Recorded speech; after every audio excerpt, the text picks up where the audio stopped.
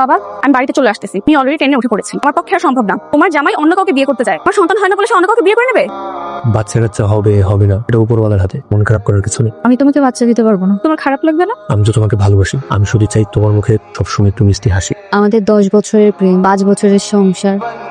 আমার মেরুদণ্ডে সমস্যা আছে। ও আমাকে কখনো এক বালতি পানিও ধরতে দেয় না। ও নিজের হাতে বাসার সব কাজ করে। এই যে তুমি আমাকে এত বেশি ভালোবাসো, কারো যদি নজর লেগে যায়? এবং চোখ তুলে ফেলবো না। কি হইছে? মা অসুস্থ, চলো আমিও যাই। তোমার এমনিতে শরীর ভালো না, তুমি বাসায় থাকো, রেস্ট করো। আম্মা অসুস্থ, আমি বাসায় থাকবো, এটা হয়? ওকে দেখতে যাবো না? কেমন আছো সাথী? এই তো আলহামদুলিল্লাহ। আগে আম্মা কোথায়? আম্মা ঘরে যাও। আম্মা, কি অবস্থা এখন? কেমন আছেন? কি খাবেন বলেন? ফল কেটে নিয়ে আসি। চাচি, এবার কিন্তু তোমাকে যেতে দেবো না। তোমাদের রুমে তোমাদেরই আটকে রাখবো।